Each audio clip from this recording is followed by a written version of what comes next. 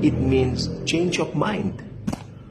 Hindi yung iba ang pakahulugan ng mga traditional na Kristiyano sa pagsisisi. Para sa kanila, ang pagsisisi daw yung iiyak ka. No, mali po yun. Hindi po pagsisisi yun. Ang tawag doon, umiiyak, hindi nagsisisi. Ang nagsisisi po, ang ibig sabihin nun, nagbago ka ng mind mo. Nagrepent ka, nagbago ka ng isip mo. Dati pala, pangit ang paningin ko dyan, pero ngayon maganda ng pananaw ko. Yun ang pagsisisi. Nag-change ka ng mind. Dati akala mo pwede kang iligtas ng relihiyon mo. Dati akala mo pwede kang maging mabait para maligtas ka. Pero hindi pala ganon. Na si Jesus lang pala ang tanging daan sa langit.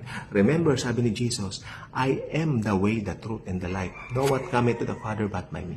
Not until kilalanin mo si Kristo as Lord and Savior, walang kaligtasan sa'yo.